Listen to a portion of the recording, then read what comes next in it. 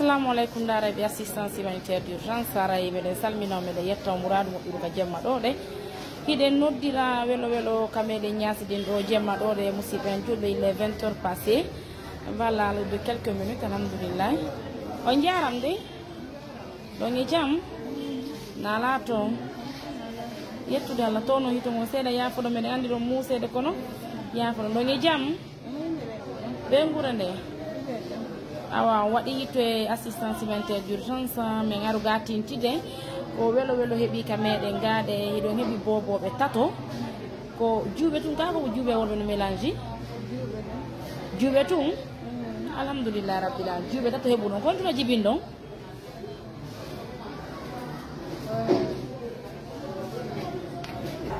in ɗon kontuma jibin ɗon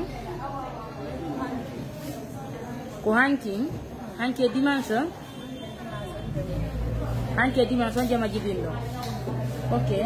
do no acce on yika yasi wonde brouillon duri tono to mo sera mi ngandi do musse do yafoto muradu mo duru kono do ko fino wawen faltondirde anden kono do menen men ari men yali bobo be juude mo don to bobo be benaba honto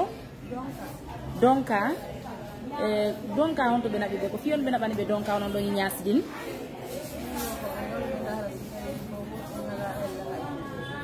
ko nabugo boboɓe ton dara siɓe ala ella innon ko boboɓe tato juuɓe musidɓe anjurɗon ɓe darde assistance humanitaire d'urgence no sito ɗon ɗi wonene bobo ɗo ko honto yiɗon arɗon ɗo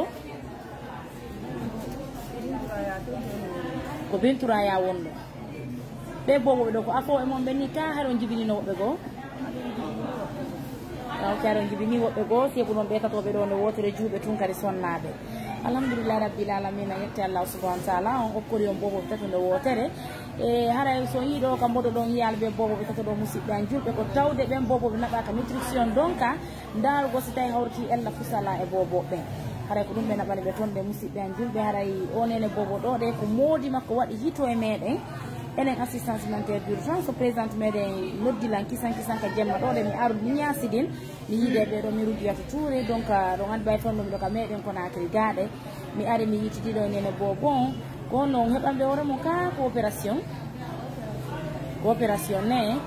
a walla wurɓaɗa barke maɓɓe nani minen